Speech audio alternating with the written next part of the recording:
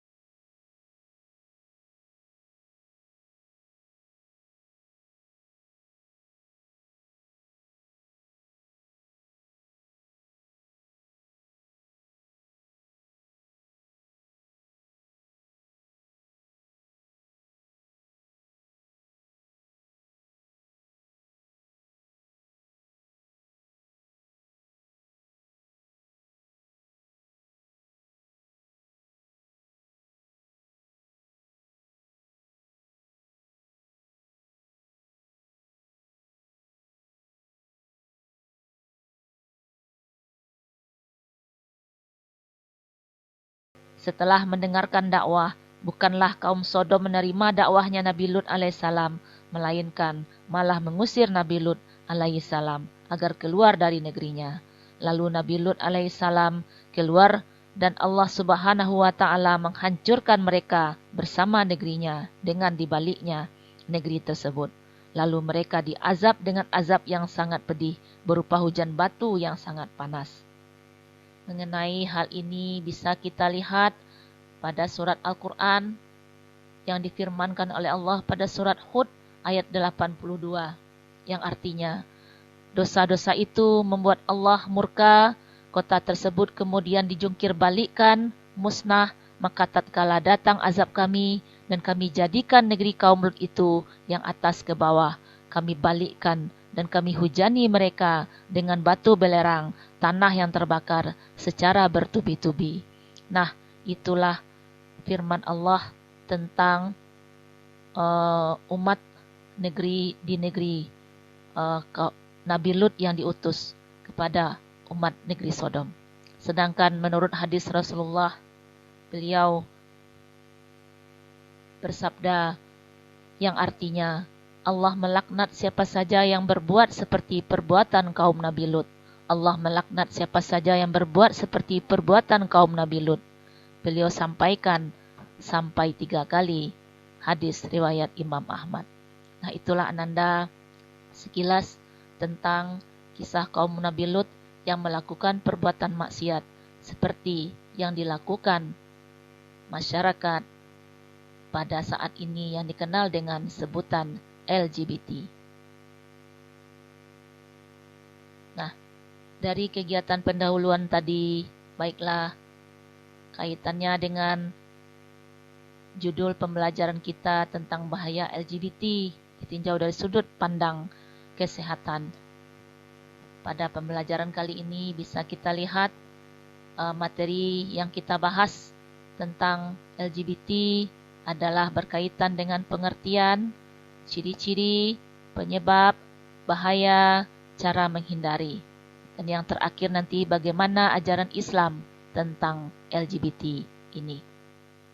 Baiklah, untuk lebih paham atau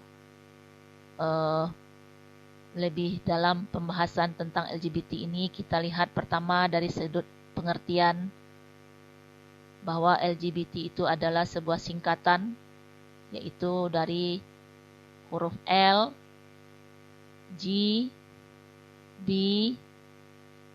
dan T. L adalah singkatan dari lesbian, G singkatan dari gay, B singkatan dari biseksual, dan T singkatan dari transgender. Nah, itulah LGBT itu singkatan dari lesbian, gay, biseksual, dan transgender. Selanjutnya kita akan membahas satu persatu apa itu yang disebut dengan lesbian. Bisa Ananda lihat di layar monitornya apa yang dikatakan dengan lesbian.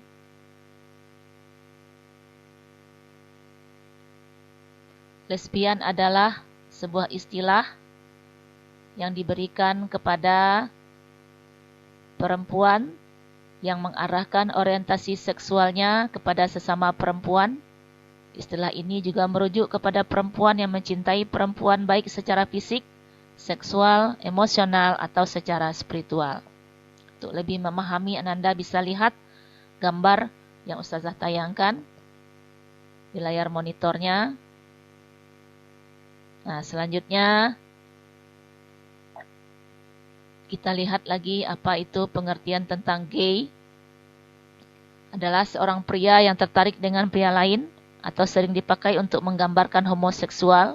Dari gambar ini bisa Ananda ketahui seorang laki-laki tertarik kepada sesama jenisnya, yaitu juga seorang laki-laki.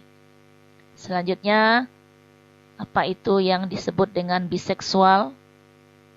Adalah seseorang yang tertarik kepada kedua jenis kelamin, baik pria ataupun wanita. Pada gambar yang Ustazah tayangkan, ada lambang tentang jenis kelamin laki-laki dan jenis kelamin perempuan, yang di tengah-tengahnya adalah karena seorang biseksual itu tertarik kepada kedua jenis, baik itu laki-laki maupun perempuan. Seandainya dia perempuan tertarik kepada laki-laki dan juga perempuan. Begitu juga sebaliknya, seorang perempuan yang berjenis kelamin perempuan tertarik kepada jenis kelamin laki-laki atau tertarik kepada jenis kelamin perempuan. Nah, itulah yang disebut dengan biseksual. Dan yang terakhir, kita lihat lagi apa itu transgender. Merupakan ketidaksamaan identitas gender atau jenis kelamin seseorang terhadap jenis kelamin yang ditunjukkan kepada dirinya. Seseorang yang transgender dapat mengidentifikasi dirinya sebagai seorang heteroseksual, homoseksual, biseksual, maupun aseksual.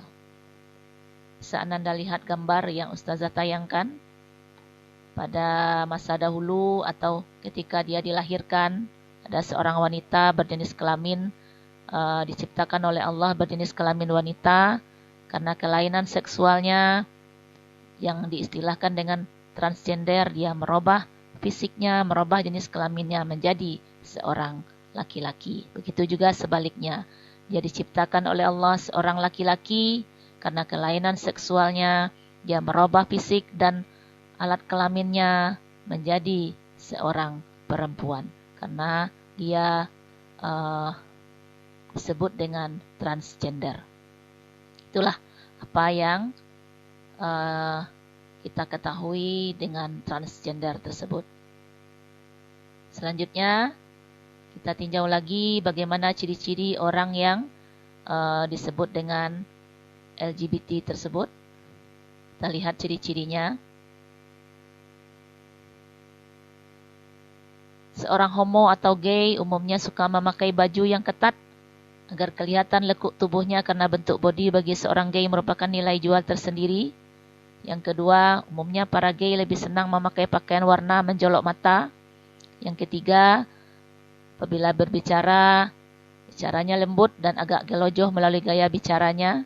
Yang keempat, para gay terlihat sangat feminim dan perhiasan yang dikenakannya cenderung ramai. Yang kelima, para gay suka berpenampilan rapi seperti wanita dan selalu tertarik pada aktivitas yang dilakukan wanita. Yang keenam, memakai parfum dengan bau yang keras agar menarik perhatian. Dan yang ketujuh, pribadi mereka cenderung pendiam, tidak terbuka, tidak suka bergaul dengan banyak orang. Nah, itulah 7 di antara ciri-ciri pelaku LGBT yang perlu kita ketahui. Selanjutnya kita tinjau lagi apa yang menyebabkan seseorang itu berperilaku LGBT. Yang pertama, faktor yang mempengaruhi seseorang berperilaku LGBT adalah faktor lingkungan. Yang kedua, faktor keluarga. Dan yang ketiga adalah faktor genetik. Mengenai faktor-faktor yang mempengaruhi seseorang berperilaku LGBT, baiklah kita simak penjelasan dari pakar berikut ini melalui video yang Ustazah tayangkan. Biopsikofisiologi sosial. Apa itu? Artinya faktor biologinya kita harus lihat dari ketika dia masih di dalam kandungan. Apakah orang tuanya happy ketika mengandung? Apakah dia juga makan makanan-makanan kayak yang banyak mengandung hormon-hormon, ayam-ayam yang... Masa itu ngaruh dong? Itu sangat mempengaruhi. Itu kalau mengandung hormon-hormon atau dia mungkin masih makan pil KB, tapi dia nggak sadar kalau dia sudah hamil. Kan kita tahu, bio, ya. Makanan-makanan yang banyak mengandung hormon, itu juga secara biologis akan mempengaruhi. Kemudian apa dia hamilnya juga senang, ataukah dia stres, ataukah dia juga mungkin dalam keadaan harus sambil bekerja dan sebagainya, itu juga mempengaruhi. Ya. Kemudian ketika dia dilahirkan, proses persalinannya, apakah dia mengalami baby blue syndrome, kita tidak tahu. Apakah persalinannya itu juga mudah, ataukah pecah ketuban dulu, apakah harus memakai alat bantu. Jadi lebih kayak biologis begitu penyebabnya? Banyak, biologis, psikofisiologis, kemudian ketika dia 70% setelah dia lahir. Masa balitanya, apa dia pernah dilecehkan? Apa dia selalu dibanding-bandingkan dengan orang lain? Apa dia pernah mendapatkan kekerasan? Apakah pernah dia dihina-hina? Ya, tentu banyak faktor. Dia masa prapubertasnya seperti apa? Apakah teman-temannya membuli dia? Kan dia kan orangnya imut, mungkin saja dibuli-buli. Tapi Ada begini yang dok, itu salah satu pastinya Ya. juga salah satu sebab. Tapi ada Nah, itulah Ananda, menurut pakar, yaitu Dr. Boyke yang menjelaskan faktor-faktor yang mempengaruhi seseorang berperilaku LGBT. Selanjutnya video kedua, bisa Ananda simak video berikutnya tentang faktor-faktor yang Sebenarnya mempengaruhi manusia dipengaruhi oleh apa seseorang yang dia makan. berperilaku LGBT. Ya. Perilaku kita dipengaruhi oleh apa yang kita makan. Kenapa orang-orang barat banyak jadi LGBT, lesbi? Karena kebanyakan makan babi. Babi kan begitu perilakunya. Gitu loh. Jadi mereka emang nggak ada hal-hal yang sifatnya mereka paham dari sisi ini. Teman-teman mungkin pernah lihat yang kisah babi yang dia ketemu dengan babi itu nggak punya selera atau tidak punya semangat juangnya, terutama babi jantan. Jadi ketika babi perempuannya dia, katakanlah misalkan sebulan mungkin istrinya, pasangan dia itu diganggu, dia nggak ada cemburu sama sekali. Akhirnya mereka kan begitu kelakuannya kan di sana kan, gitu loh. Jadi makanan mempengaruhi perilaku. Kita tidak mengatakan kita makan babi, tapi makanan-makanan yang melemahkan pencernaan kita itu bisa mempengaruhi behaviornya kita. Karena ada satu quote yang teman-teman perlu pahami. Judulnya itu quote itu berbunyi good food is good mood. Ya, good food is good mood. Jadi kalau kita mau dapatkan mood yang baik, maka makanlah makanan yang masih asli alami tanpa diolah. Ya, dan salah satunya adalah ya buah dan sayuran sebenarnya. Apakah dengan ini kita menjadi vegetarian? Enggak, Rasul tetap makan daging, tapi enggak tiap hari juga makan daging gitu loh. Nah, Ananda, itulah yang dapat kita ketahui dari pakar, seorang pakar seksolog Dr. Boyke, kemudian seorang dokter juga, Dr. Zaidul Akbar, yang menjelaskan tentang penyebab terjadinya seseorang berperilaku LGBT. Selanjutnya, bisa kita tinjau lagi bahaya apa yang mengakibatkan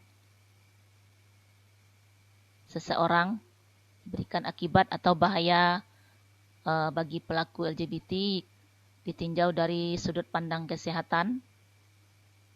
Bisa Anda lihat di layar monitornya. Allah akan timpakan kepada pelaku LGBT berupa penyakit, di antaranya penyakit kanker, ada namanya kanker anus. Kemudian ada penyakit meningitis, yaitu sebuah penyakit yang berada di kelenjar selaput otak yang pernah dialami oleh seorang artis yang bernama Olga Saputra. Kemudian ada penyakit HIV/AIDS. Dan ini ada video yang menjelaskan bahwa HIV/AIDS ini Kita paling orang-orang takut, kita tahu pelaku juga LGBT. bahwa HIV/AIDS itu pertama kali ditemukan justru pada golongan homoseksual. Karena golongan homoseksual ini melakukan hubungan seksnya kan melalui dubur, melalui anus. Anus kan tidak dipersiapkan untuk hubungan seks. Dia tipis sehingga mereka-mereka itu 100 kali kemungkinan terkena HIV/AIDS. Nah, tentu dari video ini Ananda bisa ketahui bukan bahwa penyebab seseorang menderita penyakit HIV/AIDS 100% adalah karena berperilaku LGBT seperti yang disampaikan oleh Dr. Boyke dalam video yang kita lihat tadi. Selanjutnya, dari bahaya tersebut tentu kita sebagai manusia yang diberikan akal oleh Allah bisa membedakan yang baik, yang terbaik untuk diri kita. Maka kita tentu tidak mau mengalami penderitaan atau penyakit yang ditimpakan kepada kita kalau kita berperilaku LGBT. Nah, cara-cara mengatasi LGBT tersebut dapat kita lihat berikut ini. Yang pertama, menumbuhkan kesadaran individual dalam menjaga pergaulan. Nah, ini ada gambar yang Ustazah tayangkan untuk bisa lebih paham Ananda nanti tentang cara mengatasi LGBT. Ada kata kunci atau gambar kunci yang Ustazah tayangkan berupa sebuah biji yang baru tumbuh. Jadi kita harus menumbuhkan kesadaran individual dalam menjaga pergaulan di sekitar kita. Janganlah kita bergaul dengan orang-orang yang memiliki ciri-ciri LGBT tersebut. Yang kedua, tutup segala celah pornografi. Misalnya dari jet-jet dan tontonan televisi, Dalam hal ini orang tua sangat dibutuhkan perannya supaya putra-putrinya nanti jangan berperilaku LGBT. Di sini ada Ustazah tayangkan gambar berupa pintu yang tertutup. Ini maksudnya adalah supaya Ananda bisa melihat kata kuncinya bahwa yang kedua yang kedua adalah cara mengatasi LGBT tersebut, menutup segala celah pornografi. Yang ketiga, diadakan kajian atau seminar mengenai bahaya LGBT di sekolah-sekolah. Bisa Ananda lihat sebagai gambar kuncinya, yaitu ada gambar tentang seminar atau tentang kajian-kajian menambah wawasan atau pengetahuan kepada warga di sekitar sekolah. Kalau kita sebagai siswa atau peserta didik, maka lakukanlah kajian-kajian atau pengetahuan-pengetahuan yang bisa diketahui oleh teman-teman di sekolah untuk menghindari perilaku LGBT tersebut atau cara mengatasi supaya jangan berperilaku LGBT. Nah, itulah Ananda 3 dari cara mengatasi LGBT, dan masih banyak lagi cara-cara yang lainnya yang bisa Ananda ketahui nantinya di materi atau literasi-literasi yang Ananda pernah baca atau pernah Ananda dengarkan tentang cara mengatasi LGBT ini. Dan juga ada materi yang diberikan oleh sekolah melalui guru-guru pembimbingnya. Kemudian ada cara mengatasi yang Ustazah tayangkan di monitor ini, yaitu bacaan yang menyatakan cara mengatasi LGBT itu adalah setiap Muslim, kita sebagai umat Islam harus aktif menyuarakan kebenaran kepada sesama umat Islam, melakukan amar ma'ruf, memerintahkan kepada yang ma'ruf, dan mencegah kepada yang mungkar, kepada siapapun yang terindikasi ikut melakukan penyebaran paham legalisasi LGBT. Kita sebagai umat Islam harus aktif menyuarakan kebenaran seperti yang disampaikan oleh Ustadz Abdul Somad, bahwa LGBT itu bukanlah pemberian dari Tuhan. Dan itu kita sebagai masyarakat atau umat yang beriman, bahwa perbuatan LGBT itu harus dengan tegas kita sampaikan kepada umat Islam bahwa itu tidak perlu kita legalisasikan. Selanjutnya,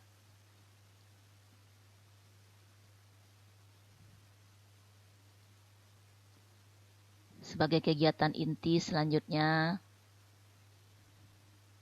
yaitu ajaran Islam yang menjelaskan tentang sifat manusia itu cenderung berkomunal, berkelompok. Kelompok yang paling privasinya keluarga. Jadi ada dorongan fitrah berkeluarga. Di mustahil setiap manusia itu punya fitrah untuk single. Tidak. Pasti ada keinginan untuk berumah tangga. Cuma nanti cara untuk menempuhnya Islam mengatur dengan lebih baik.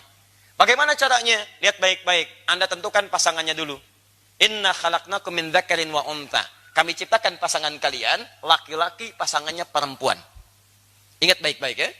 Awas, ini bagian pertama. Hati-hati. Anda tidak mengikuti tuntunan ini, tidak akan datang keutamaan Allah pada diri Anda. 1, pasangan laki-laki siapa? Perempuan. Anda laki-laki, pasangannya perempuan. Anda perempuan, pasangannya laki-laki. Dan hukum ini ternyata tidak hanya mencakup untuk manusia, tapi keberlawanan ini secara fitrah dari jenis itu mencakup semua makhluk, yang membedakan antara makhluk dengan khalik. Hukumnya ada di Quran surah 51 ayat 49, paling kiri sebelah bawah. Lihat kalimatnya, wa min kulli syai'in khalaqna zawjaini la'allakum tadhakkarun. Dan dari makhluk itu kami ciptakan berpasangan yang berlawanan supaya manusia sadar dan merenungkan hanya Allah yang tidak punya pasangan. Allah tak punya pasangan. Lam yalid wa lam yulad. Tidak beranak, tidak diperanakan, tidak berpasangan. Walam yakul lahu kufuwan ahad, tidak punya partner dalam kehidupannya, dalam aktivitasnya. Manusia tidak punya pasangan, punya aktivitas, punya anak diperanakan. Perhatikan baik-baik. Maaf, fitrahnya berlawanan. Zaujain itu berlawanan. Jangankan manusia, kambing itu hewan. Kambing jantan pasangannya betina. Awas, kambing betina pasangannya jantan. Sapi tahu, kambing tahu. Maaf, semua hewan tahu. Silahkan cek, mohon izin ya, sampai hari ini saya belum pernah temukan artikel ada kambing homo, sapi lesbi misalnya. Saya belum temukan. Jadi hewan yang tidak punya akal pun fitrahnya mendorong dia untuk mencari pasangannya. Jadi kalau ada manusia yang punya akal mencari pasangan sesama jenisnya, ada yang salah dengan fitrahnya. Dari tayangan video ini tentu Ananda sudah bisa memahami dan mengetahui bahwa LGBT itu dilarang oleh agama kita. Sebagai dasarnya adalah Al-Quran, firman Allah, surat Al-Hujurat ayat 13. Yang kedua surat Az-Zariyat ayat 49. Nah, kemudian ada hadis Nabi yang menyampaikan bahwa LGBT itu dilarang, yang diriwayatkan oleh Imam Ahmad, seperti yang sudah Ustazah tayangkan tadi hadisnya pada kegiatan persepsi, bahwa Nabi bersabda bahwa Allah melaknat orang-orang yang menyerupai berperilaku seperti perilaku kaum Nabi Lut. Nabi sampaikan hadisnya itu, sabdakan 3 kali. Allah melaknat perbuatan LGBT tersebut, seperti yang dilakukan oleh umat Nabi Lut alaihissalam. Nah, itulah Ananda ajaran Islam, ajaran kita umat Islam, bahwa perilaku LGBT ini sangat tidak dibenarkan oleh agama kita, sangat dilarang untuk berperilaku LGBT tersebut. Karena itu adalah perbuatan mungkar, perbuatan maksiat, perbuatan yang mengandung dosa di sisi Allah Subhanahu wa Ta'ala. Selanjutnya, baiklah, kita akhiri pembelajaran ini dengan melakukan kegiatan penutup, yaitu berupa kesimpulan yang bisa Ananda baca di layar monitor ini, bahwa kesimpulan dari pembelajaran kita saat ini yaitu LGBT itu adalah perilaku menyimpang karena mengingkari fitrah yang Allah berikan. Yang kedua, LGBT itu dipengaruhi oleh 3 faktor, yaitu faktor lingkungan, faktor keluarga, dan faktor genetika.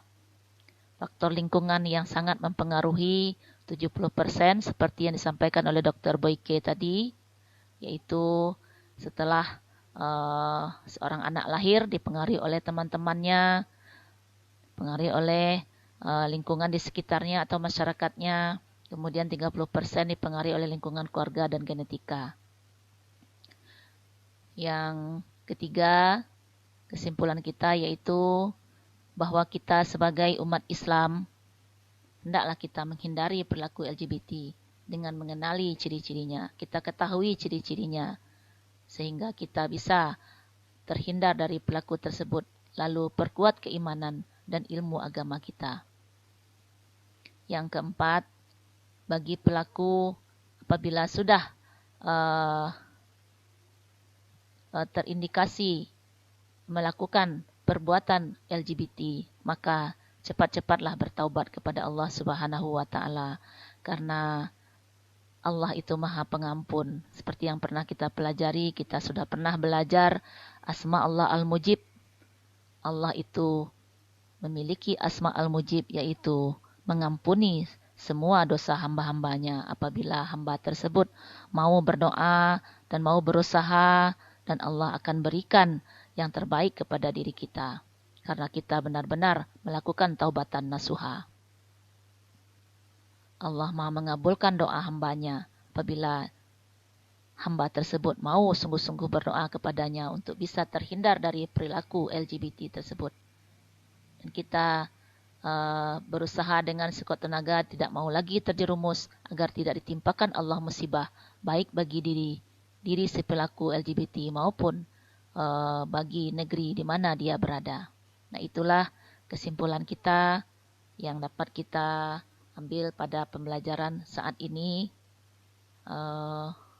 Selanjutnya, karena kita manusia diberikan fitrah oleh Allah, yaitu kita diciptakan hidup berpasangan supaya dunia ini menjadi ramai, berkembang biak, maka kita harus melakukan pernikahan. Dengan pernikahan itu, maka menjadilah keturunan kita menjadi keturunan yang banyak. Tapi kalau kita melakukan perbuatan LGBT, maka itu tidak bisa diwujudkan.